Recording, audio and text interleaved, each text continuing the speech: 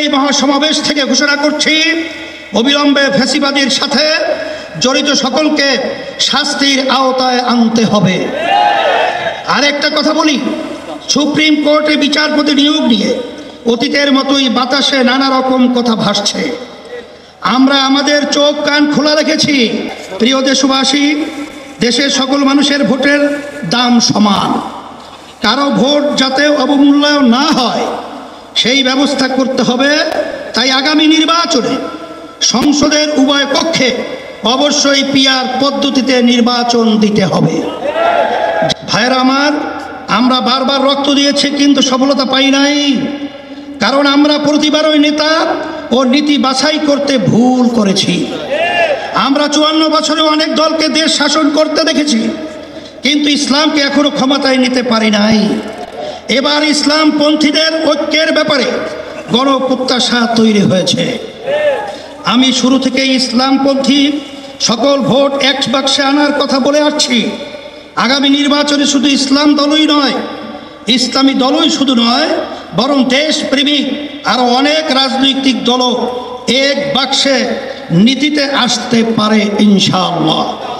যদি আমরা একত্রে নির্বাচন করতে পারি, যদি কার্যকর ঐক্য গড়ে তুলতে পারি, তাহলে বাংলাদেশে ইসলামপন্থীরাই হবে প্রধান রাজনৈতিক শক্তি। রাষ্ট্র পরিচালনার দায়িত্ব আমাদের হাতেই আসবে ইনশাআল্লাহ। আমরা একটি সমৃদ্ধ বাংলাদেশ নির্মাণ করতে চাই। কৃষক ও শ্রমিক ভাইদের উদ্দেশ্যে আমি বলতে চাই, অতীতে কেউ আপনাদের স্বার্থ রক্ষা করে নাই, আপনাদের শ্রম ঘামের প্রকৃত মূল্য কেউ দেয় নাই। ইসলামী শক্তি ক্ষমতা এলে আপনাদের স্বার্থ নিশ্চিত করা হবে ইনশাআল্লাহ।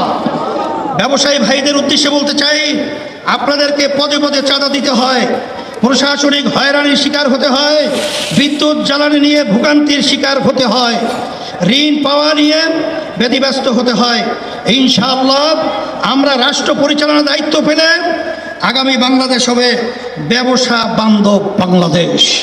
আমি আমার প্রিয় তরুণ যুবকদের আশ্বস্ত করতে চাই, আগামী বাংলাদেশে তোমরাই হবে মূল শক্তি।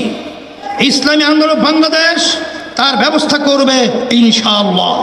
তোমাদের জীবনের প্রথম ভোট হোক সত্যের পক্ষে, কল্যাণের পক্ষে, ইসলামের বাক্সে।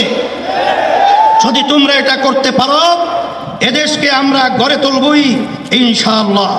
আমরা কথা দিচ্ছি, আমাদেরকে দায়িত্ব দিলে দুর্নীতি ও দুঃশাসন মুক্ত একটি সমৃদ্ধ বাংলাদেশ তোমাদের উপহার দেব ইনশাআল্লাহ। সম্মানিত উলামায়ে কেরাম, আপনারা দেশের শ্রেষ্ঠ সন্তান, অথচ অনেক ক্ষেত্রেই আপনারা অবহেলিত এবং রাষ্ট্রের সুবিধা থেকে বঞ্চিত। আগামী নির্বাচনে আমরা দেশ পরিচালনার দায়িত্ব পেলে উলামায়ে কেরামদের প্রাপ্য সম্মান ও মর্যাদা নিশ্চিত করব ইনশাআল্লাহ।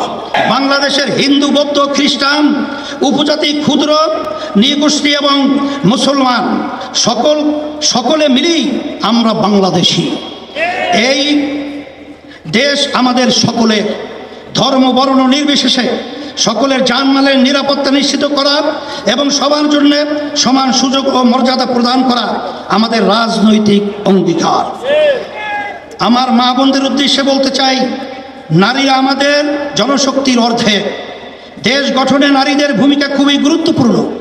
ইসলামী আন্দোলন বাংলাদেশ নারীর স্বাধীনতা, সম্মান, অধিকার নিশ্চিত করতে চায়।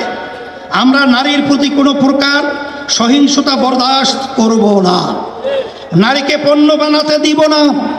নারীর প্রকৃত মর্যাদা সমুন্নত করাই আমাদের পবিত্র দায়িত্ব। প্রতিষ্ঠার পর থেকে আজ পর্যন্ত ইসলামী আন্দোলন বাংলাদেশ কখনো অন্যায়ের সঙ্গে আপোষ করে নাই, শর্টকাট পথে ক্ষমতায় যেতে চায় নাই, নীতি বিসর্জন দেয় নাই। প্রিয় নেতাকর্মী বৃন্দকে বিশেষ করে আমরা বলবো, আপনারা অনেক ঘাম ঝরিয়েছেন, অনেক সময় দিয়েছেন, অনেক রক্ত দিয়েছেন, জীবন দিয়েছেন। আপনাদের কোরবানির বদৌলতে ইসলামী আন্দোলন বাংলাদেশ আজ গণমানুষের শক্তিশালী রাজনৈতিক দলে পরিণত হয়েছে। এখন সময় ফসল ঘরে তোলার। সুতরাং মহাসমাবেশ থেকে ফিরে গিয়ে কমিটিগুলোকে আরও সক্রিয় করুন, গ্রাম মহল্লা ভোট কেন্দ্র ভিত্তিক কমিটি গঠন করুন, সকল ভোটারের কাছে গিয়ে দাওয়াত দিন।